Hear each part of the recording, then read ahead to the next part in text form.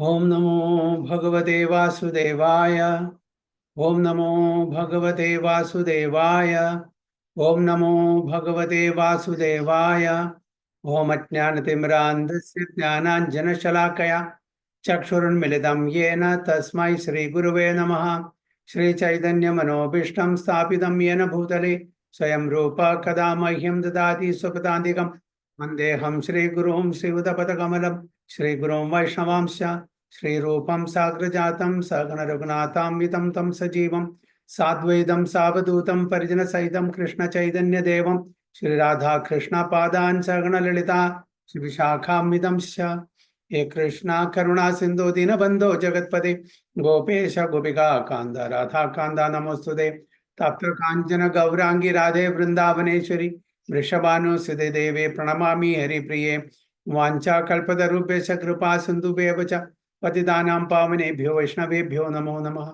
नमः ओं विष्णुपादाय कृष्णपृष्ठाय भूतले श्रीमते भक्तिवेदांत स्वामिनिधि नामिने नमस्ते सारस्वती देवे गौरवाणी प्रचारिणे निर्विशेष शून्यवादी पाश्चात्य देश तारिणे जय श्री कृष्ण चैतन्य प्रभु नित्यानंद श्री अद्वैत गदाधर श्रीवासादि गौर भक्त वृंदा हरे कृष्णा कृष्ण कृष्ण हरे हरे हरे राम राम राम हरे हरे। नारायणं नमस्कृत्यं नरं चैव नरोत्तमं देवीं सरस्वतीं व्यासं ततो जयमुदीरयेत्। नष्टप्रायेषु भद्रेषु नित्यं भागवत सेवया भगवती उत्तम श्लोके भक्तिर्भवति नैष्टिकी मूकं करोति वाचालं पङ्गुं लङ्कायते गिरिं यत्कृपातमहं वन्दे श्रीगुरुं दीनतारिणं परमानन्दमाधवं श्रीचैतन्यमीश्वरं योऽन्ध प्रविश्य मम वाचमिमां प्रसूक्तां सञ्जीवयति अखिलशक्तिधरस्वधाम्नाम् अन्यां च हस्तचरणश्रवणत्वगादीन् प्रणाम नमो भगवते पुरुषाय तुभ्यं। जयदं सुरदोपमं मन्दमतिर्गति मत्सर्वस्य पादाम्बुजो राधा मदन मोहनो तमादिदेवं करुणानिधानं तमालवर्णं सुहृदावतारम् अपार संसार समुद्र सेतुं भजामहे भागवत स्वरूपम् परमानंद पाठाय प्रेमवर्षि अक्षराय दे सर्वदा सर्वसेव्याय श्रीकृष्णाय नमोस्तुमे। गुरुवे गौरचंद्राय राधिकाय तदारे कृष्णाय कृष्ण भक्ताय तद्भक्ताय नमो नमः। ഹരി ഓം തത്സത്. ഹരേ കൃഷ്ണ. സോ എല്ലാവർക്കും ഇന്നത്തെ ശ്രീമദ് ഭാഗവതം ക്ലാസ്സിലേക്ക് സ്വാഗതം. എല്ലാവർക്കും എൻ്റെ വിനീതമായ പ്രണാമം. ഇന്ന് നമ്മൾ ചർച്ച ചെയ്യാൻ പോകുന്നത് ഭാഗവതം പ്രഥമസ്കന്ധം 9-ാമത്തെ അധ്യായം 27-ാമത്തെ ശ്ലോകം മുതൽക്കാണ്. ദാനധർമാൻ രാജധർമാൻ മോക്ഷധർമാൻ വിഭാഗശഃ ശ്രീധർമാൻ ഭഗവദ്ധർമാൻ സമാസാവ്യാസയോഗതാ. ദാനധർമാൻ രാജധർമാൻ മോക്ഷധർമാൻ വിഭാഗശഃ ശ്രീധർമാൻ ഭഗവദ്ധർമാൻ സമാസാവ്യാസയോഗതാ. ഓക്കെ, വിനോദിനി മാതാജി. ഹരേ കൃഷ്ണ. ദാനധർമാൻ രാജധർമാൻ മോക്ഷധർമാൻ വിഭാഗശഃ ശ്രീധർമാൻ ഭഗവദ്ധർമാൻ സമാസാവ്യാസയോഗദാഃ. വിവർത്തനം വായിക്കണം പ്രഭു. അനന്തരം ദാനധർമ്മങ്ങളെയും ഒരു രാജാവിന്റെ കർത്തവ്യങ്ങളെയും മോക്ഷസാധനയ്ക്ക് ഉതകുന്ന പ്രവർത്തനങ്ങളെയും കുറിച്ച് ഭീഷ്മർ സ്ഫുടമായി വിശദീകരിച്ചു. പിന്നീട് അദ്ദേഹം സ്ത്രീജനങ്ങളുടെയും ഭക്തരുടെയും കർത്തവ്യങ്ങളെ കുറിച്ച് സംക്ഷേപമായും സാർവത്രികവുമായി വ്യക്തമാക്കി. വായിക്കണോ? അപ്പോ ഇവിടെ ഭീഷ്മദേവൻ യുധിഷ്ഠിര മഹാരാജാവിന് അഡ്മിനിസ്ട്രേറ്റീവ് സ്കിൽസിനെ പറ്റിയിട്ട് പറഞ്ഞു കൊടുക്കുകയാണ്. എങ്ങനെ രാജ്യം ഭരിക്കാം, എന്തെല്ലാം ആവശ്യമാണ്, അതിനുള്ള ജ്ഞാനം പകർന്നു കൊടുക്കുകയാണ് അല്ലെ. അപ്പൊ ഇവിടെ എന്താണ് പറയുന്നത്? ദാനധർമാൻ രാജധർമാൻ മോക്ഷധർമാൻ വിഭാഗശ സ്ത്രീധർമാൻ ഭഗവദ്ധർമാൻ സമാസ വ്യാസ യോഗത. അപ്പോ 5 ധർമ്മത്തെ പറ്റിയാണ് ഇവിടെ പ്രതിപാദിച്ചിരിക്കുന്നത്. പ്രധാനപ്പെട്ടത് 5 ധർമ്മത്തെ പറ്റിയിട്ട്. എന്താണ്? ദാനധർമ്മം, ദാനം, ചാരിറ്റി, അതെങ്ങനെ നമ്മൾ നിർവഹിക്കണം. രാജധർമ്മം, ഒരു രാജാവ് എങ്ങനെ രാജഭരണം നിർവഹിക്കണം എന്നത്. മോക്ഷധർമാൻ, മോക്ഷം നമുക്ക് നേടാൻ വേണ്ടി എന്തെല്ലാം കാര്യങ്ങൾ നമ്മൾ ചെയ്യണം. പിന്നെ സ്ത്രീധർമ്മം, ഒരു സ്ത്രീയുടെ ധർമ്മം എന്താണ്? ഭഗവത് ധർമാൻ, ഭഗവത് ധർമാൻ എന്ന് പറഞ്ഞാൽ ഭക്തന്മാരുടെ ധർമ്മം. അപ്പൊ ഈ 5 പ്രധാനപ്പെട്ട സബ്ജക്റ്റിനെ പറ്റിയാണ് ഭീഷ്മദേവൻ യുധിഷ്ഠിര മഹാരാജാവിന് പറഞ്ഞു. അപ്പോൾ ഇതാണ് he then explained by divisions acts of charity, the pragmatic activities of a king and activities for salvation. Then he described the duties of women and devotees both briefly and extensively. So to give charity is one of the householder's main functions, and he should be prepared to give in charity at least 50% of his hard-earned money. അപ്പോൾ പ്രഭുപാദ പർപ്പോട്ടില് നമ്മളോട് നിർദ്ദേശിക്കുകയാണ്, നമ്മുടെ house holders ആണ്, അതായത് ഗൃഹസ്ഥാശ്രമത്തിലിരിക്കുന്ന ആൾക്കാര് ചുരുങ്ങിയത് അവനവന്റെ ഇൻകത്തിന്റെ 50% ദാനം ചെയ്യണം, ചാരിറ്റി കൊടുക്കണം.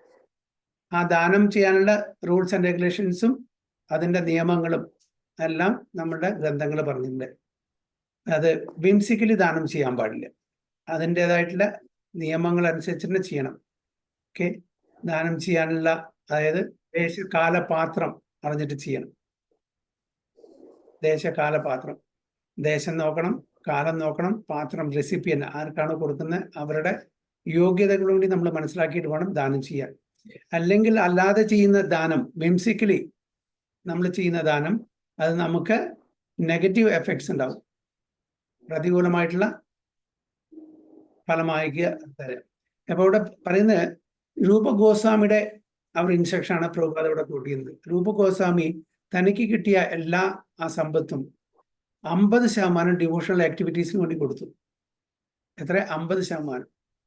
50% ഭഗവാന്റെ ഡിവോഷണൽ ആക്ടിവിറ്റീസിന്, ടെമ്പിൾ കൺസ്ട്രക്ഷൻസ്, ഡിവോട്ടീസിനെ സേവിക്കുക, അങ്ങനെ ഡിവോഷണൽ ആക്ടിവിറ്റീസ് ആയിട്ടുള്ള കാര്യത്തിന് വേണ്ടിയിട്ട് 50%. ബാക്കി 25% തൻ്റെ വേണ്ടപ്പെട്ട കുടുംബാംഗങ്ങൾക്ക് വേണ്ടി കൊടുത്തു. ബാക്കി 25% അവനവന്റെ എമർജൻസിക്ക് വേണ്ടി വെച്ചു. അങ്ങനെ വെച്ചിട്ടുള്ള പൈസ കൊണ്ടാണ് സനാതന ഗോസ്വാമിയെ അവിടുന്ന് മോചിപ്പിച്ചത്. ആ 25% എമർജൻസിക്ക് വെച്ചിരുന്നല്ലേ, അത് ഉപയോഗിച്ചിട്ടാണ് സനാതന ഗോസ്വാമിയെ അവിടുന്ന് മോചിപ്പിച്ചത് ജയിലിൽ നിന്ന്. അപ്പോൾ ഇതാണ് നമ്മളുടെ നമുക്ക് വേണ്ടി പറഞ്ഞു തന്നിട്ടുള്ള രൂപ ഗോസ്വാമി മുഖേന പ്രഭുപാദ നമുക്ക് പറഞ്ഞു തന്നു. പക്ഷെ ഇതൊന്നും ഇന്നത്തെ കാലത്ത് 50% മാർഗം കൊടുക്കാൻ പറ്റില്ല. അറ്റ്ലീസ്റ്റ് മറ്റുള്ള ആൾക്കാർ ഇപ്പോൾ ഇസ്ലാം മതം, ജൈൻ മതം, ഇതൊക്കെ മിനിമം 10% കൊടുക്കുന്നുണ്ട്. അറ്റ്ലീസ്റ്റ് അത്രയെങ്കിലും, അല്ലെങ്കിൽ നമ്മളൊരു തുക നിശ്ചയിക്കുക. ആ തുക നമ്മളുടെ ഇൻകത്തിന്റെ, നമ്മുടെ സേവിങ്സ് അല്ല, ഇൻകം, നമ്മളുടെ വരവിന്റെ ഒരു സർട്ടൻ ശതമാനം നമ്മൾ devotional activities, temple constructions, deity സേവ, ഗോ സേവ, ഭക്തന്മാരുടെ സേവ, ഇങ്ങനെയുള്ള കാര്യങ്ങൾക്ക് നമുക്ക് ഉപയോഗിക്കാം. അപ്പൊ അതാണ് ഒരു ചാരിറ്റി. കൈയറിഞ്ഞ് ദാനം ചെയ്യണം എന്നാണ് പറയുന്നത്, അല്ലെ? ഭഗവാൻ തന്നെ പറയുന്നത് യത് കരോസി യത് അസ്നാസി യത് ജുഹോസി ദദാസി യത് തപസ്യസ്യ കൗന്ദയ തത് കുരുഷാ മദർപ്പണം.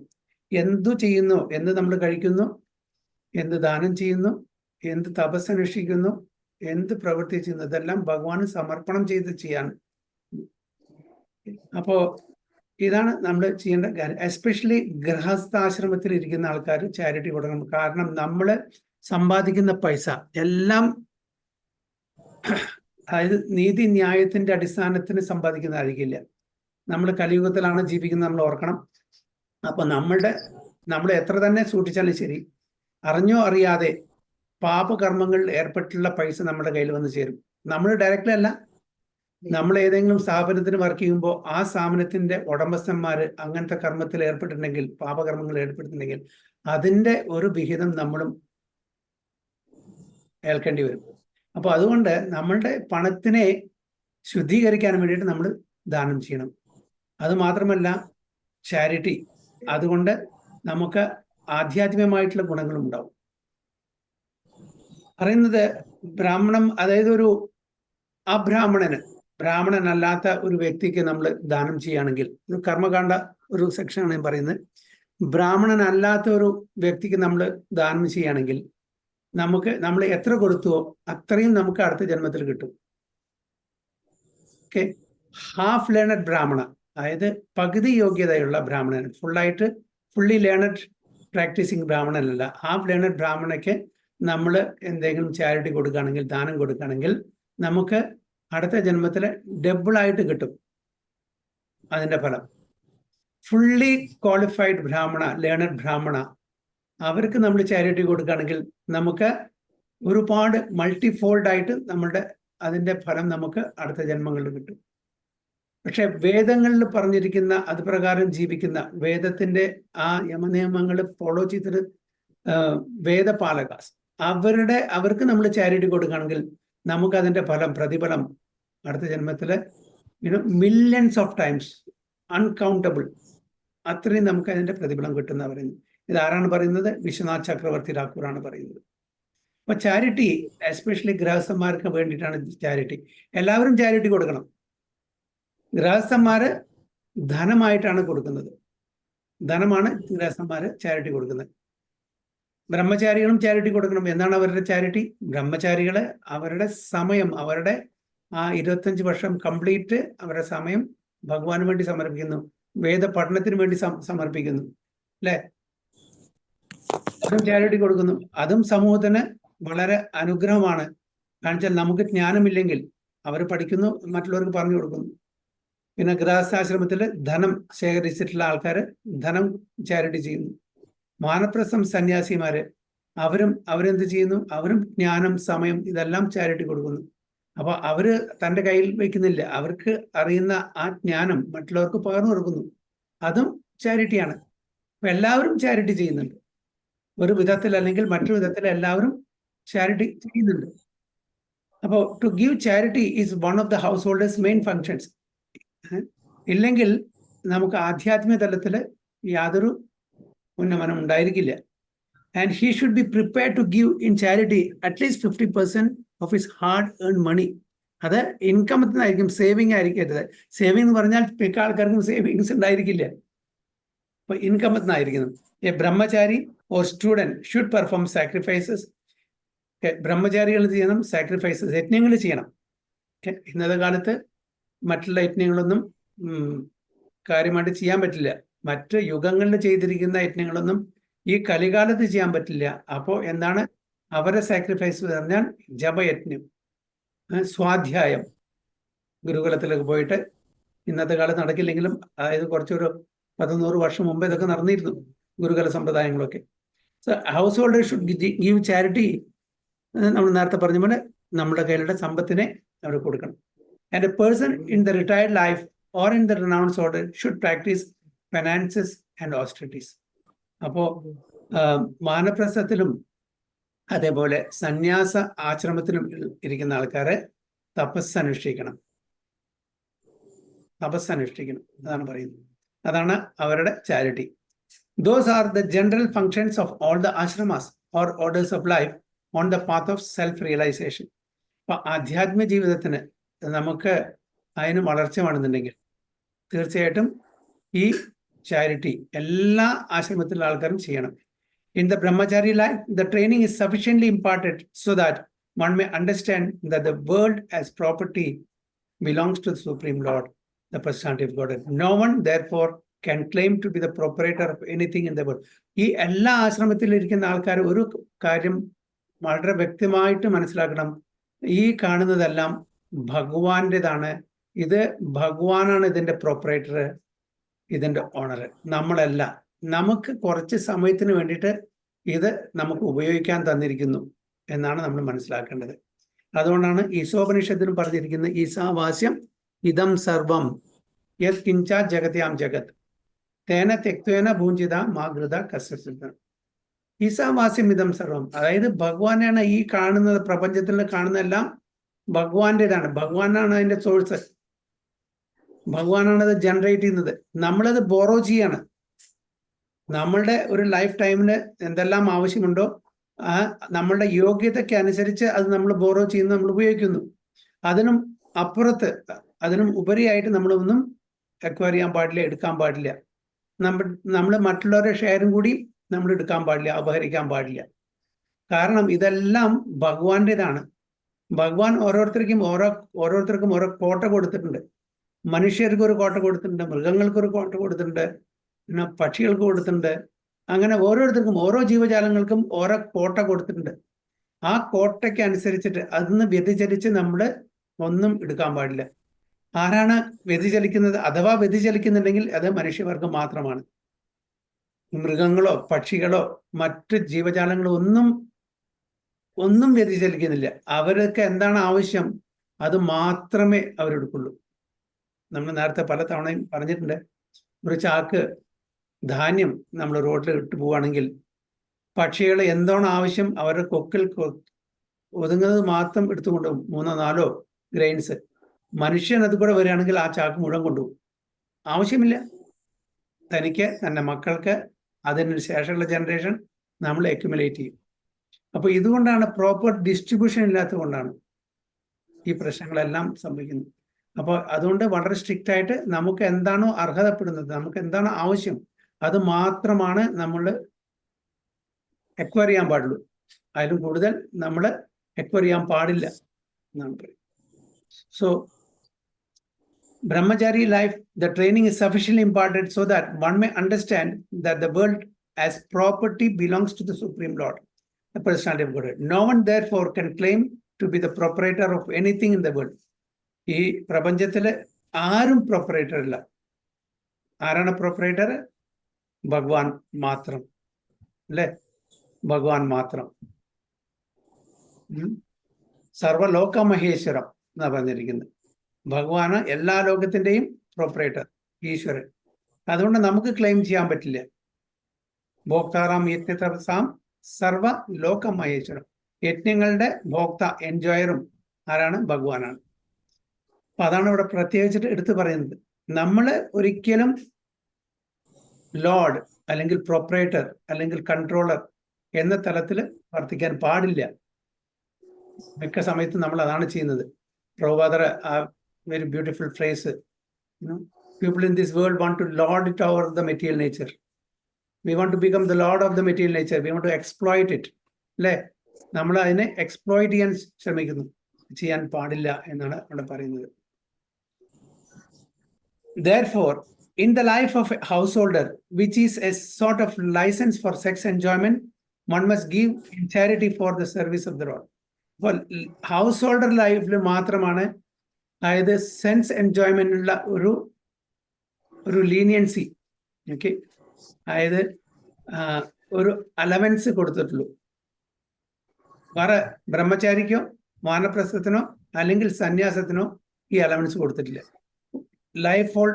ഹൗസ് ഹോൾഡറിന്റെ ആ പീരീഡ് മാത്രം. ഹൗസ് ഹോൾഡർ പറഞ്ഞ് 25 ബ്രഹ്മചര്യം, 25 ഗൃഹസ്ഥം, 25 കൊല്ലം വാനപ്രസ്ഥം, 25 കൊല്ലം സന്യാസം, അങ്ങനെയാണ് വിഭജിച്ചിരിക്കുന്നത്. അപ്പോൾ നമ്മൾ ആ ഗൃഹസ്ഥാശ്രമത്തിൽ ഇരിക്കുന്ന സമയത്ത് നമുക്ക് ഒരു അലവൻസ്, അതായത് സെൻസ് എൻജോയ്മെന്റ്, ആ സെൻസ് എൻജോയ്മെന്റ് അത് റെഗുലേറ്റഡ് ആയിരിക്കണം. അതിര് കടന്നു പോകാൻ പാടില്ല, ലിമിറ്റ് കടന്നു പോകാൻ പാടില്ല. ആഗ്രഹങ്ങൾ ഉണ്ടായിരിക്കണം. ഈവൻ ഭൗതിക തലത്തിൽ ആഗ്രഹങ്ങൾ ഉണ്ടായിരിക്കാം, ആംബിഷൻസ് ഉണ്ടായിരിക്കണം. പക്ഷെ ആ ആംബിഷൻസ്, ആ ആഗ്രഹങ്ങള് നമ്മളുടെ ആധ്യാത്മിക ജീവിതത്തിന് ഒരു കടമ്പയാവാൻ പാടില്ല, ഒരു വിഘ്നമാവാൻ പാടില്ല. അപ്പോൾ നമ്മളുടെ ആ ആഗ്രഹങ്ങളും റെഗുലേറ്റഡ് ആയിരിക്കണം. എന്താണോ ശാസ്ത്രത്തിൽ നാം പറഞ്ഞിരിക്കുന്നത് അത് പ്രകാരമായിരിക്കണം. വിത്തിൻ ദ അലവൻസ് നമ്മൾ പോകണം.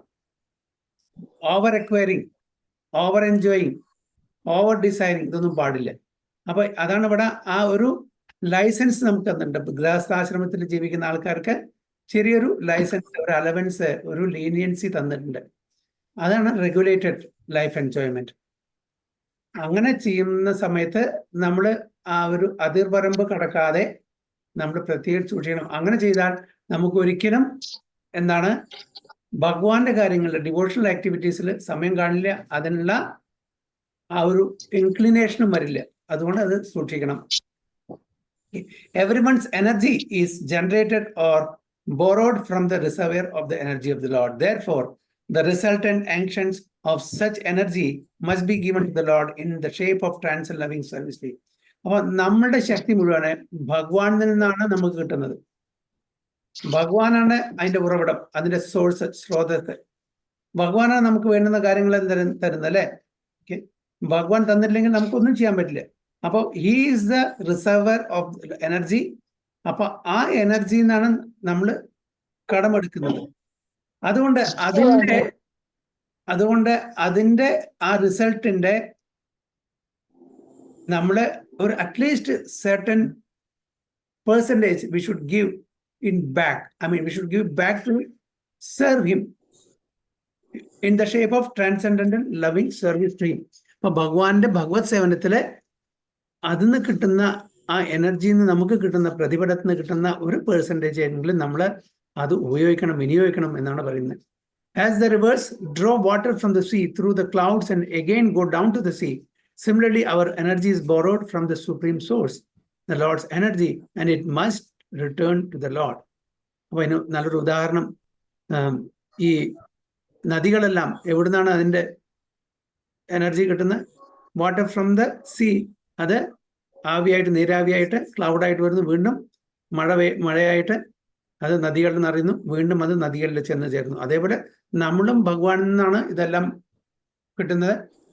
ഇത് വീണ്ടും ഭഗവത് സേവനത്തിനായിട്ട് ഭഗവാനിൽ തിരിച്ച് എത്തണം. അതാണ് ഇവിടെ ഒരു ഉദാഹരണം പറഞ്ഞിരിക്കുന്നത്. So that is the perfection of our energy.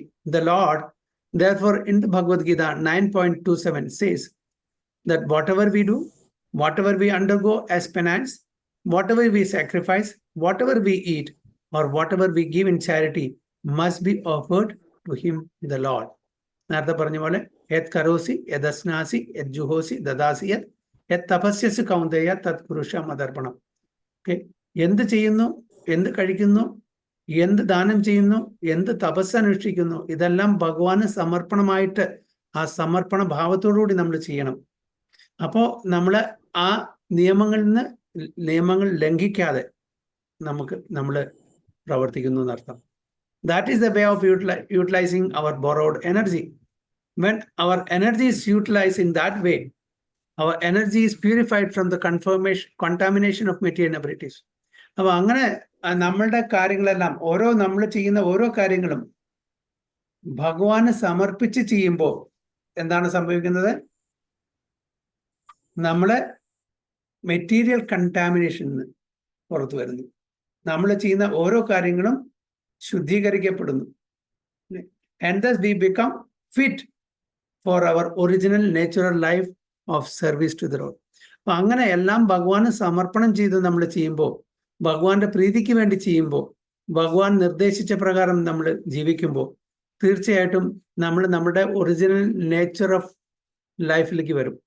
Okay, അങ്ങനെ നമ്മളെ ഈ 3 ഗുണത്തിൽ നിന്നും അതീതമായിട്ട് ഭഗവത് ധാമിലേക്ക് പോകാനുള്ള ആ എലിജിബിലിറ്റി നമുക്ക് കിട്ടും. ഓക്കെ, പൂർണ്ണമായിട്ടും നമ്മൾ ആ ശുദ്ധ സാത്വിക് സ്റ്റേജിലേക്ക് ഉയർത്തപ്പെടുന്നു ഭഗവാന്റെ പ്രീതിക്ക് വേണ്ടിയിട്ട്. അതായത് അകർമ്മ പ്ലാറ്റ്ഫോമിൽ നമ്മൾ കർമ്മം ചെയ്യുമ്പോൾ അതാണ് ഇവിടെ പറയുന്നത്. So will become fit for our original nature. ജീവേരെ സ്വരൂപഹോയെ കൃഷ്ണേരെ നിത്യദാസ് എന്നാണ് പറഞ്ഞിരിക്കുന്നത്. ഓക്കെ, നമ്മളുടെ സ്വരൂപം തന്നെ, കോൺസ്റ്റിറ്റ്യൂഷണൽ പൊസിഷൻ തന്നെ നിത്യേര കൃഷ്ണ, ജീവര സ്വരൂപഹോയെ കൃഷ്ണേരെ നിത്യദാസൻ. ഭഗവാൻ കൃഷ്ണന്റെ നിത്യദാസന്മാരാണ്. പക്ഷെ നിർഭാഗ്യവശാൽ ഇവിടെ ഭൗതിക ലോകത്തിൽ അതെല്ലാം മറന്ന് നമ്മളുടെ ഇന്ദ്രിയങ്ങളുടെ ദാസനായിട്ട് നമ്മൾ ഇവിടെ പ്രവർത്തിച്ചു വരുന്നത്. അതിൽ നിന്നും ഭഗവാന്റെ ദാസനായിട്ട് മാറണം. അപ്പൊ ആ ഭഗവാന്റെ ദാസനായിട്ട് മാറണമെങ്കിൽ തീർച്ചയായിട്ടും ഭഗവത്ഗീത, ഭാഗവതം എന്നീ ഗ്രന്ഥങ്ങളിലെ കാര്യങ്ങളെല്ലാം പഠിച്ച് അത് മനസ്സിലാക്കി ഉൾക്കൊണ്ട് അതുപ്രകാരം ജീവിച്ചാൽ മാത്രമേ നമുക്ക് ഭഗവാന്റെ നിത്യദാസനായിട്ട് മാറാൻ സാധിക്കൂ. ചൈതന്യ മഹാപ്രഭു പറയുന്ന ജീവേരെ സ്വരൂപഹോയെ കൃഷ്ണേരെ നിത്യദാസ്.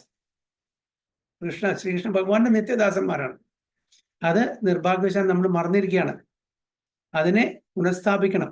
നമ്മളും ഭഗവാനും തമ്മിലുള്ള ബന്ധം, നമ്മളുടെ സ്വരൂപം എന്താണ്, ഓക്കെ, നമ്മളുടെ റിലേഷൻഷിപ്പ് എന്താണ് ഭഗവാനുമായിട്ടുള്ള, അത് നമ്മൾ പുനഃസ്ഥാപിക്കുകയാണ് അതിൻ്റെ പ്രധാനപ്പെട്ട ആ ഒരു ഐഡിയ തന്നെ. സോ അപ്പൊ അടുത്തത് രാജ്യധർമ്മ. രാജ്യധർമ്മ is a great science unlike modern diplomacy for political supremacy. അപ്പോൾ ഇന്നത്തെ കാലത്ത് ആ ഒരു ഡിപ്ലോമസി അല്ല രാജധർമ്മ. ഇന്നത്തെ കാലത്ത് എല്ലാം സ്വന്തം പോക്കറ്റ് നിറയണം, സ്വന്തം ഇന്ദ്രിയങ്ങളുടെ തൃപ്തിക്ക് വേണ്ടിയിട്ട് സെൽഫിഷ് ഇൻട്രസ്റ്റ് ആണ് ഇന്നത്തെ അഡ്മിനിസ്ട്രേറ്റീവ് ക്ലാസ്സും അല്ലെങ്കിൽ പൊളിറ്റിക്കൽ ലീഡേഴ്സും ഒക്കെ അല്ലേ. അപ്പോൾ ഇത് കുറച്ചു കാലം മുമ്പേ, ഈവൻ ഒരു 500 വർഷം മുമ്പേ പ്രതാപ് രുദ്ര മഹാരാജ്, ചൈതന്യ മഹാപ്രഭുവിന്റെ സമയത്ത് ഒഡീസയിലത്തെ രാജാവ്, വളരെ നല്ലൊരു രാജാവായിരുന്നു, വളരെ ധർമ്മിഷ്ഠനായിരുന്നു, നല്ലൊരു ഭക്തനായിരുന്നു അദ്ദേഹം. അങ്ങനത്തെ രാജാക്കന്മാരുടെ കാര്യം പറയുന്നത്. അവരാണ് രാജധർമ്മം ഫോളോ ചെയ്യുന്ന ആൾക്കാർ. ഈവൻ രാമാനന്ദ റായ് ചൈതന്യ മഹാപ്രഭുവിന്റെ കൂടെ ഡിവോഷണൽ ആക്ടിവിറ്റീസിൽ പങ്കെടുക്കാൻ വേണ്ടിയിട്ട് രാജിവെച്ചാണ്. അദ്ദേഹം വലിയൊരു പോസ്റ്റിലായിരുന്നു.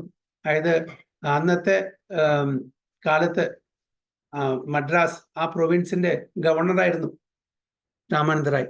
അദ്ദേഹം പറഞ്ഞു പ്രതാപ് രുദ്ര മഹാരാജാവുണ്ട്, ഞാൻ എൻ്റെ ജോലിയിൽ നിന്ന് വിരമിക്കുകയാണ്, എനിക്ക് ചൈതന്യ മഹാപ്രഭുവിന്റെ മിഷനിൽ ജോയിൻ ചെയ്യണം, ഡിവോഷണൽ ആക്ടിവിറ്റീസിൽ പങ്കെടുക്കണം. അദ്ദേഹം വളരെ സന്തോഷിച്ച്, ഒരു കുഴപ്പമില്ല, വിട്ടോളൂ, അങ്ങക്ക് ഇപ്പൊ കിട്ടുന്ന സാലറി അങ്ങയുടെ ജീവിതകാലം മുഴുവൻ ശമ്പളമായിട്ട് തരാം, പെൻഷനും തരാം എന്നാണ് പറഞ്ഞത്.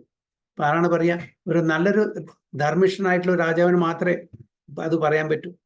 അത് മാത്രമല്ല, ഇത്ര വലിയൊരു രാജാവായിട്ടും കൂടിയിട്ട് ഈ രഥോത്സവം നടക്കുന്ന സമയത്ത് അദ്ദേഹം ചൂലെടുത്തിട്ട് രഥത്തിന്റെ മുമ്പിൽ എല്ലാം സ്വീപ്പ് ചെയ്യും. ഇന്നത്തെ ആൾക്കാർ ചെയ്യും ഇല്ല. അപ്പോൾ അങ്ങനെ ഒരു ധർമ്മിഷ്ഠനായിട്ടുള്ള രാജാവായിരുന്നു പ്രതാപ് രുദ്ര മഹാരാജ്. അപ്പൊ രാജാക്കന്മാരെന്ന് പറഞ്ഞാൽ അങ്ങനെ ഇരിക്കണം, അതാണ് രാജധർമ്മ. സോ രാജധർമ്മ is a great science, unlike modern diplomacy for political science. ഇന്നത്തെ കാലത്തെ രാജാക്കന്മാരല്ല, ഇന്നത്തെ കാലത്തെ മിനിസ്റ്റേഴ്സിന്റെ കാര്യമല്ല പറയുന്നത്. The kings were trained systematically to become munificent and not merely be tax collectors. അപ്പോൾ ഇന്നത്തെ കാലത്ത് ടാക്സ് കളക്ഷൻ ഒരുപാട് നടക്കുന്നുണ്ട്, കൂടുതൽ ഡിഫറെന്റ് ടാക്സസ്. അപ്പൊ അതിനനുസരിച്ചിട്ട് പ്രജകളെ അവർ സംരക്ഷിക്കുന്നില്ല, പ്രജകൾക്ക് വേണ്ടുന്ന കാര്യങ്ങൾ ചെയ്യുന്നില്ല. ഇതെല്ലാം അവരുടെ സ്വന്തം താല്പര്യങ്ങൾക്ക് വേണ്ടിയിട്ട്, ആരാണോ ഭരിക്കുന്നത് അവരുടെ സ്വന്തം താല്പര്യങ്ങൾക്ക് വേണ്ടി ഉപയോഗിക്കുന്നു. പക്ഷെ അന്നത്തെ കാലത്ത് രാജാക്കന്മാരെ എന്താണോ പ്രജകൾക്ക് ആവശ്യം, എങ്ങനെയാണോ പ്രജകളെ ആയത് ഡിവോഷണൽ ആക്ടിവിറ്റീസിൽ അവരുടെ ഈശ്വര സാക്ഷാത്കാരം എങ്ങനെ അവർക്ക് നേടിക്കൊടുക്കാം എന്നുള്ളതിൽ അവർ വളരെ പ്രധാനപ്പെട്ട പങ്ക് വഹിച്ചിട്ടുണ്ടായിരുന്നു അന്നത്തെ രാജാക്കന്മാര്. അപ്പൊ സ്ലോലി ആൻഡ് ഗ്രാജുവലി അവർക്ക് ആ ഒരു നല്ല പാത അവർക്ക് കാണിച്ചു കൊടുക്കുന്നു. അതായത് അവരുടെ കടമയായിരുന്നു എന്ത്? ഭഗവാനിലേക്ക് ഓരോ പ്രജകളെയും എത്തിക്കുക എന്നുള്ളത്, തിരിച്ച് ഭഗവത് ധാമിലേക്ക് കൊണ്ടുവന്നുള്ളത്. അങ്ങനെ സിംപ്ലി അവർ ടാക്സ് കളക്ടേഴ്സ് ആയിരുന്നില്ല, അവർ ടാക്സ് കളക്ട് ചെയ്യുമായിരുന്നു. അതായത് അവനവന്റെ പ്രൊഡക്ട്സ്, എസ്പെഷ്യലി ആരുടെ നിന്നാണ് ടാക്സ് കളക്ട് ചെയ്യുക? വൈശ്യന്മാർ അല്ലേ? ഗൃഹസ്ഥാശ്രമത്തിൽ നിൽക്കുന്ന ആൾക്കാർ വൈശ്യന്മാരുടെ നിന്ന്. ബ്രഹ്മചാരിയിലെ പൈസ ഇല്ല, വാനപ്രസ്ഥന്മാരില്ല, സന്യാസിമാരില്ല. ടാക്സ് കളക്ട് ചെയ്യുന്നത് ആരെന്നാണ്? വൈശ്യന്മാര്, ഗൃഹസ്ഥാശ്രമത്തിലിരിക്കുന്ന ആൾക്കാർ മെയിനായിട്ട്. അവരാണ് ഏർണിംഗ് മെമ്പേഴ്സ്. അപ്പോൾ അവരുടെ അതിൻ്റെ 1/4 ടാക്സ് ആയിട്ട് കൊടുത്തിരുന്നു. അപ്പൊ അത് ആ 1/4 കൊടുക്കുമ്പോൾ അവരെ തിരിച്ച് അവരെ നല്ല രീതിയിൽ ഈശ്വരന്റെ ആ വഴിയിൽ കൂടെ അവരെ നയിച്ചിരുന്നു. അതാണ് രാജാവിന്റെ കടമ. ഇവിടെ ശ്രീമദ് ഭാഗവതം 5.5.18 ഞാൻ ഇവിടെ കാണിക്കാം. അതിൽ പറയുന്നുണ്ട്, ഋഷഭദേവൻ തൻ്റെ 100 മക്കൾക്ക് ഇൻസ്ട്രക്ഷൻ കൊടുക്കാണ്. അതിൽ 100 മക്കളിലെ ചീഫ് ആയിട്ടുള്ളത് ഭരത് മഹാരാജ്. എന്താണ് പറയുന്നത്? ഗുരുർന സസ്യാത് സ്വജനോ ന സസ്യാത് പിതാന സസ്യാത് ജനനീന സസ്യാത് ദൈവം ന തസ്യാൻ ന പതീസ് ന സസ്യാൻ ന മോചയേത് യ സമുപേത മൃത്യു. അപ്പോൾ ഒരു ഗുരു, പിന്നെ സ്വന്തം ബന്ധുക്കള്, പിതാവ്, അമ്മ, ദൈവം, പിന്നെ പതി, ഇവരെല്ലാം എങ്ങനെയാണ് ആ സ്ഥാനത്തിന്റെ യോഗ്യത ആവുന്ന? ആ സ്ഥാനം നിർവഹിക്കാനുള്ള യോഗ്യത എപ്പോഴാണ് അവർക്ക് കിട്ടുക? അവര് തന്നെ ആശ്രയിച്ച് ജീവിക്കുന്ന ആൾക്കാരെ ഭഗവത് ധാമിലേക്ക് കൊണ്ടുപോകാനുള്ള ഫെസിലിറ്റീസ് ഒരുക്കി കൊടുക്കണം. എന്നാൽ മാത്രമേ അവർക്ക് അച്ഛനായിട്ടോ അമ്മയായിട്ടോ ഗുരുവായിട്ടോ ദൈവമായിട്ടോ പിതാവായിട്ടോ ഇരിക്കാനുള്ള യോഗ്യതയുള്ളൂ എന്നാണ് പറയുന്നത്. അതേപോലെ രാജാവിൻ്റെയും ഡ്യൂട്ടിയാണ്. അപ്പൊ അന്നത്തെ കാലത്ത് രാജാവിന്റെ രാജകൊട്ടാരത്തിന്റെ അവിടെയൊക്കെ king, okay, representative of supreme personality of God എന്ന് എഴുതി വെക്കും. ഭഗവാന്റെ റെപ്രസെന്റേറ്റീവ് ആണ്. അപ്പോൾ രാജധർമ്മം എന്ന് പറഞ്ഞാൽ തൻ്റെ പ്രജകളെ വേണ്ട വിധത്തില് ആധ്യാത്മിക തലത്തില് വളർത്തിക്കൊണ്ടിരുന്ന ആ ഒരു ചുമതല രാജാവിൻ്റെയും കൂടിയാണ്.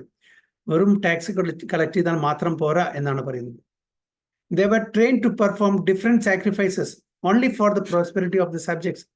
അപ്പോൾ അവർ രാജാക്കന്മാരുടെ കർത്തവ്യമാണ്, അതായത് യജ്ഞങ്ങൾ ചെയ്യുക. ഒരുപാട് പലതരത്തിലുള്ള യജ്ഞങ്ങളുണ്ട്. ഇതെല്ലാം അതായത് സബ്ജക്ട്സിന്റെ പ്രജകളുടെ പ്രോസ്പെരിറ്റിക്ക് വേണ്ടിയിട്ട്, അഭിവൃദ്ധിക്ക് വേണ്ടിയിട്ടാണ് ഈ കാര്യങ്ങളെല്ലാം ചെയ്യുന്നത്. So to lead the prajas to the attainment of salvation was a great duty of the king. രാജാവിന്റെ കടമയാണ്, അവരുടെ ധർമ്മമാണ് തൻ്റെ പ്രജകളെ സാൽവേഷൻ, അത് മുക്തിക്ക് വേണ്ടിയിട്ട് പരിശ്രമിക്കുന്ന അവർക്ക് ആ വഴി കൂടെ കൊണ്ടുവന്നത് അവരുടെ ധർമ്മമാണ്, ഡ്യൂട്ടിയാണ്, കർത്തവ്യമാണ് എന്ന് പറയുന്നത്. The father, the spiritual master, the king are not to become irresponsible in the matter of leading the subjects to the path of ultimate liberation from the birth, death, diseases and old age. നേരത്തെ ഈ ശ്ലോകത്തിൽ പറഞ്ഞ പോലെ അത് അച്ഛനായിക്കോട്ടെ, okay, അല്ലെങ്കിൽ അമ്മയായിക്കോട്ടെ, പതി husband ആയിക്കോട്ടെ, രാജാവായിക്കോട്ടെ, ഗുരു ആയിക്കോട്ടെ, ഈവൻ ഇഷ്ടദൈവമായിക്കോട്ടെ, അവരുടെ എല്ലാം കടമയാണ് തന്നെ ആശ്രയിച്ച് ജീവിക്കുന്ന ആൾക്കാരെ ഭഗവത് ധാമിലേക്ക് കൊണ്ടുപോവുക, ഭഗവത് പ്രാപ്തിക്ക് വേണ്ടിയിട്ട് അവരെ പഠിപ്പിച്ചു കൊടുക്കുക എന്നുള്ളത് അവരുടെ കടമ. ഇല്ലെങ്കിൽ ആ പൊസിഷനിലിരിക്കാൻ അവർ യോഗ്യതയില്ല, അവർ അർഹിക്കുന്നില്ല എന്നാണ് പറയുന്നത്. In modern days, the people in general occupy the administration by the strength of manipulated votes, but they are never trained in the primary duties of the king, and that is also not possible for everyone. അപ്പോൾ ഇന്നത്തെ കാലത്ത് ഈ സമയത്ത് എന്താണ് നടക്കുന്നത്? ആരും ആ seat, ഒരു മിനിസ്റ്ററുടെ, ഒരു പ്രസിഡന്റിന്റെ, ഒരു പ്രൈം മിനിസ്റ്ററിന്റെ ആ സീറ്റ് ഇരിക്കാൻ യോഗ്യനല്ല. ഇതെല്ലാം എന്താണ്? വോട്ട് ബാങ്കിന്റെ അടിസ്ഥാനത്തിലാണ് ഇതെല്ലാം മണിപ്പുലേറ്റ് ചെയ്യുന്നു. ഓക്കെ, ഇതിലെല്ലാം മണിപ്പുലേഷൻ നടക്കുന്നുണ്ട്. അപ്പൊ ആരും അർഹിക്കുന്ന ആളല്ല ആ കസേരയിലത്തെ ജോലി നിർവഹിക്കുന്നത്. എല്ലാം മണിപ്പുലേഷനാണ്, എല്ലാം അഡൾട്ടറേഷനാണ്. അർഹതയില്ലാത്ത ആൾക്കാരാണ് ഇന്ന് രാജ്യം ഭരിക്കുന്നത്. അതുകൊണ്ട് ഇന്നത്തെ കാലത്ത് ഒരു നല്ലൊരു പൊളിറ്റീഷ്യൻ, ഒരു നല്ലൊരു ലീഡർ എങ്ങനെ ആവണം എന്നുള്ള ഒരു ട്രെയിനിങ് നമുക്ക് കിട്ടുന്നില്ല. കാരണം എന്താണ്? ഭഗവത്ഗീത, ഭാഗവതം തുടങ്ങിയിട്ടുള്ള ആ ആധ്യാത്മിക പഠനം ഇന്നത്തെ കാലത്ത് ആർക്കും കൊടുക്കുന്നില്ല. നമ്മൾ maths, science, engineering, architect, medicine, ഈ കാര്യങ്ങളുടെ ഭൗതിക തലത്തിലുള്ള ആ ഒരു ജ്ഞാനം മാത്രമേ കൊടുക്കുന്നുള്ളൂ. അത് ആവശ്യമാണ്. ഓക്കെ, ടെക്നോളജി ആവശ്യമാണ്, മോഡേണൈസേഷൻ ആവശ്യമാണ്. ഇതെല്ലാം നമ്മളും ഉപയോഗിക്കുന്നുണ്ട് ഭഗവത് സേവനത്തിൽ, അല്ലേ? ഇപ്പോൾ ഈ ലാപ്ടോപ്പ്, ടെലിഫോൺ, ഇതെല്ലാം നമ്മൾ ഉപയോഗിക്കുന്നുണ്ട്. പക്ഷെ അതിൻ്റെ കൂടെ അതായത് നമ്മുടെ ആത്മാവിന് വേണ്ടുന്ന ആ ജ്ഞാനം കൂടി പറഞ്ഞു കൊടുക്കണം. എങ്ങനെ ഈ ജന്മത്തിന് ശേഷം നമ്മൾ തിരിച്ചു വരാതെ ഭഗവത് ധാമിലേക്ക് പോകാൻ പറ്റും എന്നുള്ള കാര്യങ്ങളും കൂടി പഠിപ്പിച്ചു കൊടുക്കണം. അത് നടക്കുന്നില്ല. അപ്പോൾ ഒരു സിറ്റിസനെ, ഒരു പൗരനെ ആധ്യാത്മതലത്തിലെ യാതൊരു ജ്ഞാനം പറഞ്ഞു കൊടുക്കാത്ത ഒരു സമൂഹത്തിലാണ് ഇപ്പോൾ ജീവിക്കുന്നത് നമ്മൾ. ഭൗതിക തലത്തിൽ എത്ര കൂടുതൽ നമ്മളുടെ ഇന്ദ്രിയ തൃപ്തിക്ക് വേണ്ടി നമുക്ക് ചെയ്യാൻ പറ്റും, ഈ കാര്യങ്ങൾ മാത്രമേ പഠിപ്പിച്ചു തരുന്നുള്ളൂ. അത് ആവശ്യമാണ്. പക്ഷെ അറ്റ് ദ സെയിം ടൈം നമുക്ക് ആധ്യാത്മിക തലത്തിലുള്ള ജ്ഞാനം കൂടി തന്നാൽ നമ്മൾ ഒരു ബാലൻസ് ആയിട്ട് നമുക്ക് പോകും. അത് നടക്കുന്നില്ല എന്നാണ് ഒരു നിർഭാഗ്യകരമായിട്ടുള്ള ഒരു വാസ്തവം. So under the circumstances, the untrained administrators play havoc to make the subjects happy in all respects. ഇപ്പൊ ഈ പരിസ്ഥിതിയിൽ എന്താണ് ഈ so called administrators or rulers or leaders or ministers untrained ആണ്. അവർക്ക് വേണ്ടുന്ന ആ ഒരു പരിശീലനം കിട്ടിയിട്ടില്ല.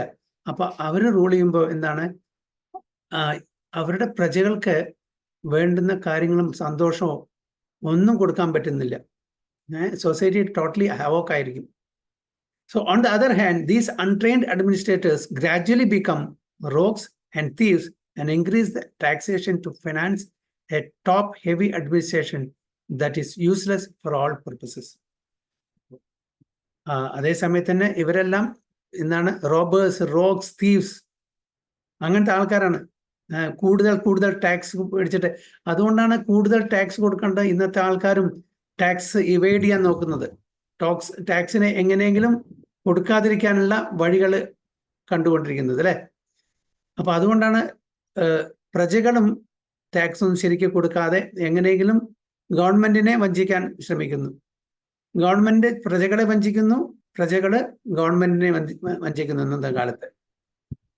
ചീറ്റേഴ്സ് ആൻഡ് ദ ചീറ്റഡ്, രണ്ട് തരത്തിലുള്ള ആൾക്കാരെ ഉള്ളൂ എന്ന് പ്രഭുപാദ പറയുന്നുണ്ട്. ചീറ്റേഴ്സ് ആൻഡ് ദ ചീറ്റഡ്, അതായത് വഞ്ചിക്കുന്ന ആൾക്കാര്, വഞ്ചിക്കപ്പെടുന്ന ആൾക്കാർ. ഇങ്ങനെയാണ് നടക്കുന്ന കാര്യങ്ങളെല്ലാം. So actually the qualified brahmanas are meant to give direction to the kings for proper administration in terms of the scriptures like the Manu Samhita and Dharma Shastras of Parasara. അപ്പോൾ qualified യോഗ്യതയുള്ള ബ്രാഹ്മണന്മാരെ അവരെ ആർക്ക് advice കൊടുക്കണം? Ruling class, administrative class, ക്ഷത്രിയന്മാർക്ക്, കിങ്സിന്, മിനിസ്റ്റേഴ്സിന് അവർക്ക് വേണ്ടുന്ന ഉപദേശങ്ങൾ, നിർദ്ദേശങ്ങൾ കൊടുക്കണം.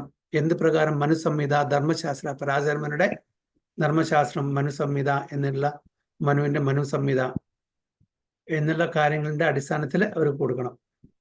A typical king is the ideal of the people in general, and if the king is Pius, religious, chivalrous and munificent, the citizen generally follow him. അപ്പോൾ ഒരു നല്ല Pius Kings ആണെങ്കിൽ, രാജകന്മാരെ അതായത് സത്കർമ്മങ്ങൾ ചെയ്യുന്ന ആൾക്കാരാണെങ്കിൽ അവരെ ഫോളോ ചെയ്യുന്നതിൽ യാതൊരു പ്രശ്നമില്ല, അവരെ ഫോളോ ചെയ്യണം. Such a king is not a lazy, sensuous person living at the cost of the subjects, but alert always to kill thieves and dacoits. അപ്പൊ അങ്ങനത്തെ രാജാവ് ഇന്നത്തെ രാജാക്കന്മാരെ പോലെയല്ല. അവര് അനാവശ്യമായിട്ട് ടാക്സ് ചെയ്യില്ല പ്രജകളെ. ഇന്നത്തെ രാജാക്കന്മാര്, ഇന്നത്തെ മിനിസ്റ്റേഴ്സ്, ഇന്നത്തെ പൊളിറ്റീഷ്യൻസ് അനാവശ്യമായിട്ട് ഓവർ ടാക്സേഷൻ ചെയ്തിട്ട് ജീവിക്കാൻ വഴിയില്ലാത്ത ഒരു ഘട്ടത്തിലേക്ക് നമ്മളെ നയിക്കുന്നു പ്രജകളെ. The pious kings were not merciful to dacoits and thieves in the name of nonsensical ahimsa, non-violence.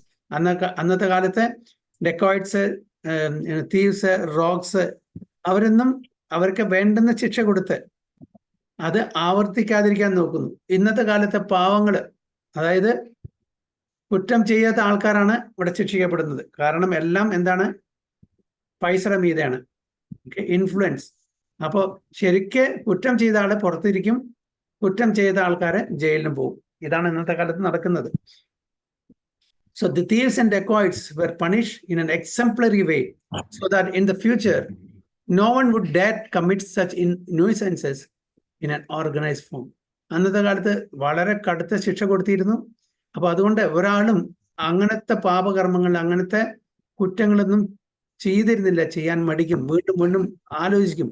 ഇന്നത്തെ കാലത്ത് അറിയാം, എന്ത് തന്നെ ചെയ്താലും ശരി, എൻ്റെ കയ്യിൽ പൈസയുണ്ട്, എൻ്റെ കയ്യിൽ ഇൻഫ്ലുവൻസ് ഉണ്ട്, ആൾബലമുണ്ട്, പണത്തിന്റെ ബലമുണ്ട്, അതുകൊണ്ട് എനിക്ക് ഈസി ആയിട്ട് എനിക്ക് അതിന്ന് ഊരിപ്പോരാൻ പറ്റും എന്നുള്ള ഇത് ഉറപ്പായിട്ട് അറിയുന്നതുകൊണ്ട് അവര് എല്ലാ കുറ്റകൃത്യങ്ങളും ചെയ്യും. നേരെ മറിച്ച് ഒരു കിങ്ഡം, ഫോർ എക്സാമ്പിൾ ചില ഇസ്ലാമിക് കൺട്രീസിൽ അവിടെ കുറ്റകൃത്യങ്ങൾ വളരെ കുറവാണ്. കാരണം അവിടെ ശിക്ഷ അത്രയും കടുത്ത ശിക്ഷയാണ്. അതുകൊണ്ട് കുറച്ചെങ്കിലും സെൻസ് ഉണ്ടെങ്കിൽ ആൾക്കാർ അങ്ങനത്തെ കുറ്റകൃത്യങ്ങൾ ചെയ്യില്ല. വളരെ കടുത്ത ശിക്ഷ കൊണ്ട് അവിടെ കുറ്റകൃത്യങ്ങൾ കുറവാണ്. നമ്മൾ എസ്പെഷ്യലി ഡെമോക്രാറ്റിക് കൺട്രീസിൽ അതില്ലാത്തത് കൊണ്ട് അതിൻ്റെ പ്രശ്നങ്ങളും ഉണ്ട്. Such thieves and dacoits were never meant for administration as they are now. അങ്ങനത്തെ ആൾക്കാർ, അൺട്രെയിൻഡ് ആയിട്ടുള്ള, അതായത് വഞ്ചിക്കുന്ന ആൾക്കാരൊന്നും ആ അഡ്മിനിസ്ട്രേഷൻ പൊസിഷനിൽ ആ ഒരു പോർട്ട്ഫോളിയോ എടുക്കാൻ പാടില്ല. The taxation law was simple. There was no force, no encroachment. The king had a right to take 1/4 of the production made by the subject. അപ്പോൾ എന്താണോ പ്രജകള് പ്രൊഡ്യൂസ് ചെയ്യുന്നത് അതിന്റെ 1/4 എടുക്കാം king. That is the right, that is a taxation എല്ലാവർക്കും. King had a right to claim a 1/4 of one's allotted wealth. 1/4 of wealth, dhanam. One would never grudge parting with it, because due to the pious king and religious harmony, there was enough natural wealth, namely grains, fruits, flowers, silk, cotton, milk, jewels, minerals, etc. And therefore, no one was materially unhappy. അപ്പോൾ അവർ വളരെ സന്തോഷത്തോടെ, അന്നത്തെ കാലത്തെ രാജാക്കന്മാർക്ക് വളരെ സന്തോഷത്തോടെ തൻ്റെ പ്രൊഡക്ട്സിന്റെ 1/4 വെൽത്തിന്റെ 1/4 കൊടുക്കാൻ അവർ സന്നദ്ധരായിരുന്നു. കാരണം അവരുടെ കാര്യങ്ങളെല്ലാം മുറയ്ക്ക് യാതൊരു പ്രശ്നമില്ല എന്ന് അറിഞ്ഞിരുന്നു. And everything was in abundant. ഉണ്ടോ? Grains, fruits, flowers, silk, cotton, milk, jewel, material എല്ലാം. അപ്പോ ഭഗവത്ഗീതയിൽ ഭഗവാൻ പറയുന്നുണ്ട്, ഓക്കെ, നമ്മുടെ പ്രിസ്ക്രൈബ് ഡ്യൂട്ടി സാക്രിഫൈസ്, യജ്ഞങ്ങൾ ചെയ്യാം. ഓക്കെ, യജ്ഞങ്ങൾ ചെയ്താൽ എന്ത് വരും? മഴ വരും. മഴ വന്നാൽ ധാന്യങ്ങൾ കിട്ടും, അല്ലെ? ധാന്യങ്ങൾ കിട്ടിയാൽ നമുക്ക് നമ്മുടെ സബ്സിസ്റ്റൻസിന്. അപ്പോ ഇതെല്ലാം വേണ്ട പോലെ രാജകുമാരൻ നടത്തിയിരുന്നു. അവർ യജ്ഞങ്ങൾ ചെയ്തിരുന്നു. അപ്പോ ഭൂമിദേവി, പ്രകൃതിയും എല്ലാം വളരെ ഹാപ്പി ആയിരുന്നു. അപ്പൊ അതുകൊണ്ട് പ്രകൃതിയിൽ നിന്ന് നമുക്ക് എല്ലാം കിട്ടും. ഈ പറയുന്നത് ഗ്രെയിൻസും ഫ്രൂട്ട്സും ഫ്ലവേഴ്സും എല്ലാം നമുക്ക് ഇഷ്ടം പോലെ കിട്ടും. അപ്പൊ നമുക്ക് യാതൊരു കുറവും ഉണ്ടാവില്ല. എല്ലാം ഇഷ്ടം പോലെ കിട്ടുന്നുണ്ട്. സിറ്റിസൺസും പ്രജകളും വളരെ ഹാപ്പിയാണ്. അപ്പൊ അവരുടെ ആ ഒരു പ്രൊഡക്ട്സിന്റെ 1/4 ധനത്തിന്റെ 1/4 കൊടുക്കാൻ അവർക്ക് യാതൊരു മടിയില്ല. ഇന്ന് നമ്മൾ മടിക്കുന്നു, കാരണം നമുക്ക് അതിന് വേണ്ടുന്ന പോലെ അവിടുന്ന് സൈഡിൽ നിന്ന് കിട്ടാത്തതുകൊണ്ട്. അതാണ് ഇവിടെ പറയുന്നത്. So the king had to see that the reserved energy of humanity was properly utilized. Human energy is meant not exactly for fulfilling animal propensities, but for self-realization. അപ്പോൾ നമ്മളുടെ ഈ എനർജി, നമ്മളുടെ ശക്തി എന്തിനാണ് ഉപയോഗിക്കേണ്ടത്? സെൽഫ് റിയലൈസേഷൻ, ഈശ്വര സാക്ഷാത്കാരം, അല്ലാതെ നമ്മുടെ ഇന്ദ്രിയ തൃപ്തിക്ക് വേണ്ടി അല്ല. അനിമൽ പ്രൊപ്പൻസിറ്റീസ് പറഞ്ഞാൽ ആഹാര, നിദ്ര, മൈഥുനം, okay, eating, sleeping, waiting, defending, അതിനു വേണ്ടിയിട്ട് മാത്രം അവർക്ക് മോക്ഷം, ലിബറേഷൻ എന്നൊരു കാര്യമില്ല അനിമൽസിന്. പക്ഷെ നമ്മൾക്ക് മോക്ഷപ്രാപ്തി വേണം. അപ്പൊ അതിനു വേണ്ടിയിട്ട് അതിനനുസരിച്ചുള്ള കാര്യങ്ങൾ നമ്മൾ ചെയ്യണം. The whole government was specifically designed to fulfill this particular purpose. As such, the king had to select properly the cabinet ministers, but not on the strength of voting background. അപ്പോൾ രാജാവിന് അറിയാം ആരാണ് ഇതിന് യോഗ്യതയുള്ളത്. അതിനനുസരിച്ചുള്ള മന്ത്രിമാരെ അദ്ദേഹം നിയുക്തമാക്കും. ഇന്നത്തെ കാലത്തെ ആ സിസ്റ്റം അനുസരിച്ചിട്ടല്ല, അതായത് വോട്ടിംഗ്, ആ വോട്ടിങ്ങും ശരിക്കും നടക്കില്ല. അതെല്ലാം മാനിപ്പുലേഷൻ ചെയ്തുകൊണ്ട് ശരിക്കുള്ള അർഹതപ്പെടുന്ന ഒരു വ്യക്തിക്ക് ആ സ്ഥാനം കിട്ടാറില്ല. So the ministers, the military commanders, and even the ordinary soldiers were all selected by personal qualification, and the king had to supervise them properly before they were appointed to their respective posts. The king was especially vigilant to see that the tapasvis or person who sacrificed everything for disseminating spiritual knowledge were never disregarded. അപ്പോൾ ആധ്യാത്മികമായിട്ടുള്ള ജ്ഞാനം എല്ലാവർക്കും പകർന്നു കൊടുക്കുന്നത്, അതിന് യാതൊരു വിഘ്നങ്ങളും അവിടെ വരില്ല.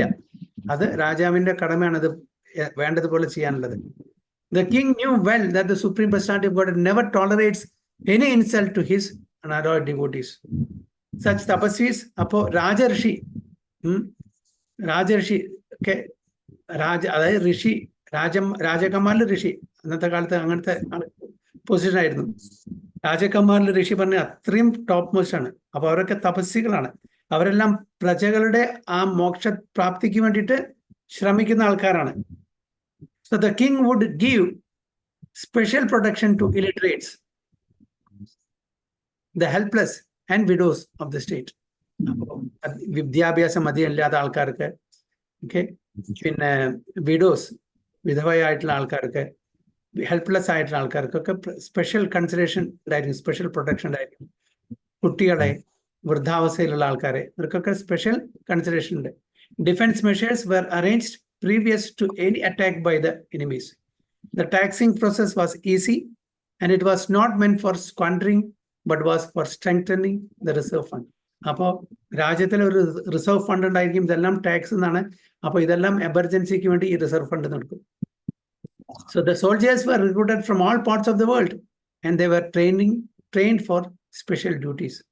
അപ്പോൾ ഭടന്മാരെയും രാജ്യത്തിന്റെ എല്ലാ സ്ഥലത്തു നിന്നും റിക്രൂട്ട് ചെയ്യും. ഓക്കെ, അവരെ ശരിക്ക് ട്രെയിനിങ് ചെയ്യും. As far as salvation is concern, okay, അതായത് മോക്ഷധർമ്മ. അടുത്തത്, one has to conquer the principles of lust, anger, unlawful desires, avarice and bewilderment. അപ്പൊ നമുക്ക് മോക്ഷം കിട്ടണമെന്നുണ്ടെങ്കിൽ അത് എങ്ങനെയാണ്? നമ്മളുടെ ആ കാമക്രോധ ലോഭമോഹ മതമാശ്ചര്യം ഇതെല്ലാം നമ്മൾ നിയന്ത്രിക്കണം. അതിൽ പ്രധാനപ്പെട്ടത് എന്താണ്? Lust, anger and greed. Okay, these are the 3 gates to hell എന്ന് പറയുന്നത്. Lust, anger and greed. കാമം, ക്രോധം ആൻഡ് ഗ്രീഡ് പറഞ്ഞാൽ അത്യാഗ്രഹം. ഇതാണ് 3 വാതിലുകളിലെ നരകത്തിലേക്ക് നയിക്കുന്നത്. അപ്പോൾ അൺലോഫുൾ ഡിസൈസ്, ഞാൻ നേരത്തെ പറഞ്ഞ പോലെ ഡിസൈസ്, ആഗ്രഹങ്ങൾ പാടും, പക്ഷെ അൺലോഫുൾ ആയിരിക്കരുത്, ലോഫുൾ. പിന്നെ അവരെ അതായത് മറ്റുള്ളവരുള്ള ശത്രുത ആൻഡ് ബിവൾഡർമെന്റ്, കൺഫ്യൂഷൻ, ഇതൊന്നും പാടില്ല. ഇതെല്ലാം ഒരു വിഘ്നമായിരിക്കും നമ്മുടെ മോക്ഷത്തിന്. To get freedom from anger one should learn how to forgive. അപ്പൊ നമ്മുടെ ഈ ദേഷ്യം, ആങ്കർ, അതിൽ നിന്ന് നമ്മൾ മറികടക്കണമെങ്കിൽ, ഓക്കെ, അതിൽ നിന്ന് മുക്തനാവണമെങ്കിൽ നമ്മളെ ഫോർഗീവ് ചെയ്യാൻ, മറ്റുള്ളവരെ ക്ഷമിക്കാൻ നമ്മൾ പഠിച്ചിരിക്കണം. So that is the best way how we can come over this vice, anger, അല്ലെ? ദേഷ്യം എന്നുള്ള ആ ഇതിൽ നിന്ന് നമുക്ക് പുറത്തു കടങ്ങണമെങ്കിൽ നമ്മൾ ക്ഷമിക്കാൻ, ഫോർഗീവ് ചെയ്യാൻ പഠിക്കണം. To be free from unlawful desires one should not make plans. നമ്മൾ ഒരുപാട് പ്ലാൻസ് ഉണ്ടാക്കാൻ പാടില്ല. നമുക്കറിയാം നമ്മളുടെ ഈ ലൈഫ് വളരെ വളരെ ഫ്ലിക്കറിംഗ് ആണ്. എത്ര കാലം, എത്ര മിനിറ്റാണ്, എത്ര മാസങ്ങളാണ്, എത്ര കൊല്ലങ്ങളാണ് നമുക്കറിയില്ല. അപ്പൊ നമ്മൾ വലിയ പ്ലാൻസ് ഉണ്ടാക്കില്ല. പ്ലാൻസ് വേണം. അതിന്റെ അർത്ഥം നമ്മൾ വലിയ പ്ലാൻസ് ഉണ്ടാക്കാൻ പാടില്ല. Should not make plans. By spiritual nature one is able to conquer sleep. By spiritual culture one is able to conquer sleep. കൂടുതൽ ഉറങ്ങുന്ന ആൾക്കാർ ഇഗ്നോറൻസിലായിരിക്കും, തമോ ഗുണത്തിലായിരിക്കും. അപ്പൊ നമ്മൾ അത്യാവശ്യത്തിന് മാത്രം നമ്മുടെ ഉറക്കം. Sleep, over sleep is in the mode of sleep itself is in the mode of ignorance. അപ്പൊ നമ്മൾ കൂടുതൽ ഉറങ്ങാൻ പാടില്ല. എന്താണോ നമ്മുടെ ശരീരത്തിന് ആവശ്യമുള്ള ആ ഉറക്കം മാത്രമേ പാടുള്ളൂ. By tolerance only can one conquer desires and average. അപ്പോൾ ടോളറൻസ്, നമുക്ക് എന്താണ് ആ പേഷ്യൻസ്, ടോളറേറ്റ് ചെയ്യാനുള്ള. തൃണാദപി സുനിച്ചേന തരോറപ്പി സഹിഷ്ണു. തരോർ, ഓക്കെ, സഹിഷ്ണുത, അതായത് മരത്തിനാണ് ഉപയോഗിച്ചിരിക്കുന്നത്. മരത്തിനെ പോലുള്ള ടോളറൻസ് നമുക്ക് വേണം. നമ്മൾ അനാവശ്യമായിട്ട് റിയാക്ട് ചെയ്താൽ അതിൻ്റെ വീണ്ടും റിയാക്ഷൻസ് ഉണ്ടായിരിക്കും. അതുകൊണ്ട് tolerate, wherever possible try to tolerate. Disturbances from various diseases can be avoided by regulated diets. Okay? Disturbances from various diseases. എങ്ങനെ നമുക്ക് പല ഇന്നത്തെ കാലത്തെ അസുഖങ്ങൾ എന്ന് പറഞ്ഞാൽ പണ്ടത്തെ കാലത്തെ പോലെയല്ല. പണ്ടത്തെ കാലത്ത് വളരെ ഹാൻഡ്ഫുൾ ഓഫ് ഡിസീസസ് നമ്മൾ കേട്ടുള്ളൂ. ഇന്ന് അൺകൗണ്ടബിൾ ഡിസീസാണ്. ഇതിലെല്ലാം ടു എ സർട്ടൻ എക്സ്റ്റെൻറ്റ് നമ്മളുടെ ആ മിതമായിട്ടുള്ള ഭക്ഷണ ശൈലി കൂടെ, ഓക്കെ, മിതാഹാരത്തിൽ കൂടെ നമുക്ക് കൺട്രോൾ ചെയ്യാൻ പറ്റും. By self control one can be free from false hopes and money can be saved by avoiding undesirable association. By practice of yoga, one can control hunger, and worldliness can be avoided by culturing the knowledge of impermanence. Dizziness can be conquered by rising up, and false arguments can be conquered by factual ascertainment. Talkativeness can be avoided by gravity and silence, and by prowess, one can avoid fearfulness. Perfect knowledge can be obtained by self-cultivation. One must be free from lust, avarice, anger, dreaming, etc. to actually attain the path of salvation. അപ്പോൾ എങ്ങനെ നമ്മളുടെ വിശപ്പിനെ നമ്മൾ control ചെയ്യാം? Okay, ഈ ഭൗതിക ലോകത്തിലെ attractions, different attractions or distractions, okay, ഇതിനെ എങ്ങനെ നമ്മൾ കൺട്രോൾ ചെയ്യാം? ഡിസിനെസ്, ഓക്കെ, അതായത് ഒരുപാട് നമ്മൾ കൂടുതൽ ഓവറായിട്ട് എന്തൊരു കാര്യം ചെയ്താലും അപ്പോൾ നമ്മളുടെ ആ ഒരു സ്റ്റേജിൽ പോകും, ബിസിനസ്, തലകറക്കം വരും. നമ്മളുടെ മനസ്സൊന്നും ഒരു proper പ്ലാറ്റ്ഫോമിലായിരിക്കില്ല, സംയമനത്തിലായിരിക്കില്ല.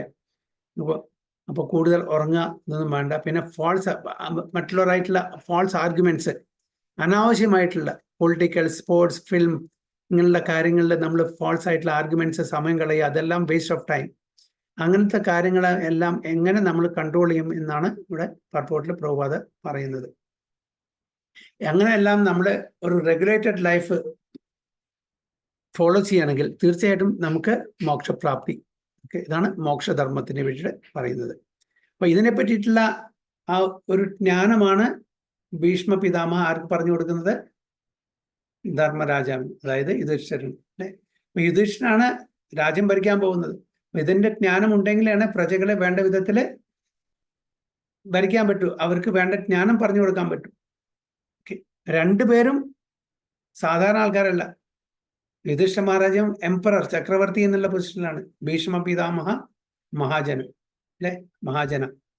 So as far as women class are concerned, they are accepted as power of inspiration for men. എന്തുകൊണ്ടാണ് സ്ത്രീധർമ്മം പ്രത്യേകിച്ച് എടുത്ത് പറഞ്ഞിരിക്കുന്നത്? ഇവിടെ പ്രഭാത പർപ്പട്ടിൽ പറയുന്നത് they are accepted as power of inspiration for men. So behind the success of every man there is a woman എന്ന് പറയുന്നില്ലേ? അതാണ് ഇവിടെ പ്രഭാത പറയുന്നത്. അപ്പോ പുരുഷന്മാരുടെ സക്സസ്, അവരുടെ ശക്തിയുടെ പിന്നില് ഒരു നാരി, ഒരു സ്ത്രീ ശക്തിയുണ്ട്. അതുകൊണ്ട് സ്ത്രീ കുടുംബിനിയാണ്. ആ കുടുംബിനി നല്ല രീതിയിൽ കുടുംബം കൊണ്ടുവന്നാൽ അവിടെ ആ കുടുംബം ഒരു ക്ഷേത്രമായി മാറുമെന്നാണ് പറയുന്നത്. അപ്പൊ അതുകൊണ്ടാണ് സ്ത്രീ ധർമ്മത്തിന് അത്രയും ഇമ്പോർട്ടൻസ് കൊടുത്തിരിക്കുന്നത്. As such women are more powerful than men. അപ്പൊ അവരുടെ മൾട്ടി ടാസ്കിങ്ങും അവരുടെ ആ ഒരു പേഷ്യൻസ് ലെവലും ഇതെല്ലാം പുരുഷന്മാരെയും കാട്ടിലും എത്രയോ കൂടുതലാണ് സ്ത്രീകൾക്ക് എന്നാണ് പറയുന്നത്. Mighty Julius Caesar was controlled by a Cleopatra. Such powerful women are controlled by shyness. അപ്പൊ അവരുടെ ഒരു ക്വാളിറ്റി പറഞ്ഞ ഷൈനസ്, അതാണ് അവരുടെ ഒരു ഓർണമെന്റ്. സ്ത്രീകളുടെ ഷൈനസ്. ഇന്നത്തെ കാലത്ത് അതൊന്നുമില്ല, എല്ലാം പോയി. Therefore, shyness is important for women. Once this control wall is loosened, women can create havoc in society by adultery. അപ്പോൾ അവരുടെ ആ ഷൈനസ്, അവരുടേതായിട്ടുള്ള സൈക്കോ ഫിസിക്കൽ നേച്ചറിലുള്ള ചില ക്വാളിറ്റീസ് അതെല്ലാം നഷ്ടപ്പെട്ടിരിക്കുന്നു. അതുകൊണ്ട് they will also create havoc in society by adultery. Adultery means production of unwanted children known as Varna Shankara who disturb the world. ഭഗവത്ഗീതയിൽ ഭഗവാൻ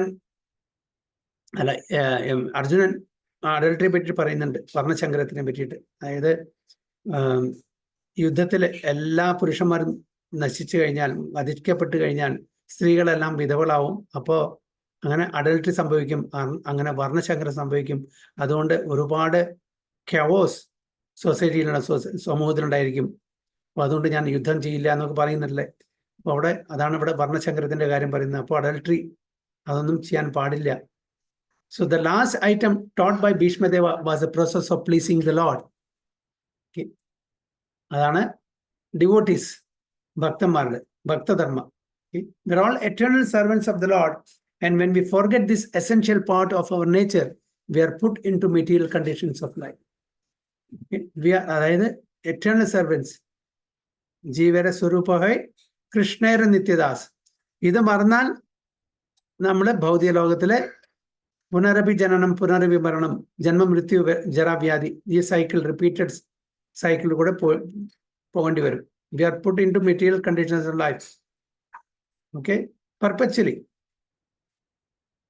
The simple process of pleasing the Lord for the householders especially is to install the deity of the Lord at home.